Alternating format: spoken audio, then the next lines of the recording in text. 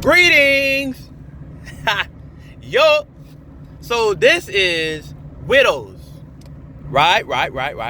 Now, Widows has been out since last year. We are now, 30 days, 29 days into 2019. I think I gave enough time for you to check out Widows. If you haven't seen the film yet, it stars Viola Davis. I forget the tall 6'5" lady. And I was looking at the screen, I'm like, man, is she really 7 feet tall, or is everybody else around her like 2 feet too? I don't understand. But anyway, she's really 6'3" though, and I forget her last name, but she played a pretty cool role, pretty interesting role in it. It stars Viola Davis, Liam Neeson as the husband. Speaking on that, Viola Davis and Liam Neeson have a relationship in this movie where it touched on a very small but intricate part of the movie that I thought was very unique to the biracial or interracial relationship status that goes on between people. And I know that it brings this type of conversation to the table. So what happens in the movie is they're married, and it's actually 4 of the ladies that are married. All of them married to criminals. And I'm going to go ahead with the story, so spoiler alert, because I gave too much time for this movie to be out already. It's 4 wives. They all have husbands. The husband worked together. They're all criminals. They rob. And basically, Liam Neeson needed a way to get out. He set his crew up. He blows them up. He gets away. Viola thinks that he's dead. Nah. What happened with the unique piece is they had a son, Viola and Liam Neeson, who's a biracial child who went through an episode of police brutality. So he was faced and he got killed. He got shot by a white cop, which Viola regretted. Liam Neeson was trying to not have her relive the moments.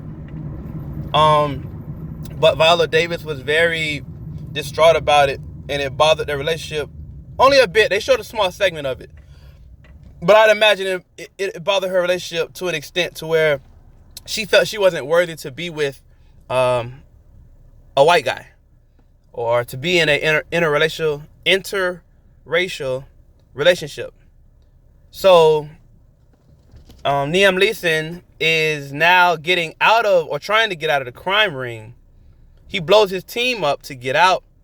He goes on to live another life, to have a new baby with someone of his own race.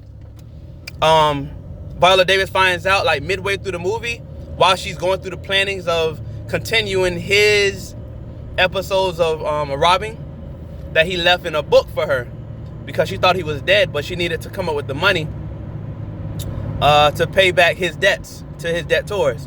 So, all in all, movie was like a solid. I think I was giving it like a solid 8.9.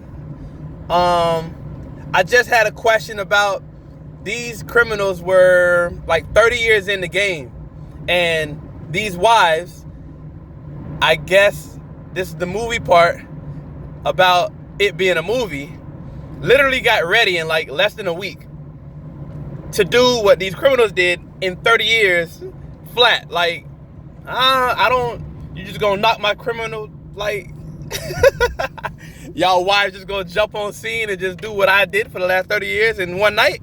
Really? I don't know. So I think the training session had to be a little stretched out. But I understand the time concept. Viola Davis was in a situation where she had to come up with this money, or else they were at her head and the other wives. But anyway, she finds out Liam Neeson is alive and well, that he set the crew up, and she was supposed to sell his book, but she didn't. She instead took matters in her own hand and went about the crime spree herself. Liam Neeson comes back while she completed the task of the robbery and was successful. And he wants the money now because he was trying to get that money as well for himself so he could pay off the campaign manager of a political aspect of the movie that he owed a debt to because of the fact that he helped set up his escape from that world. So it's pretty cool, and it was pretty decent. I liked it a lot. I did think it was more so underrated.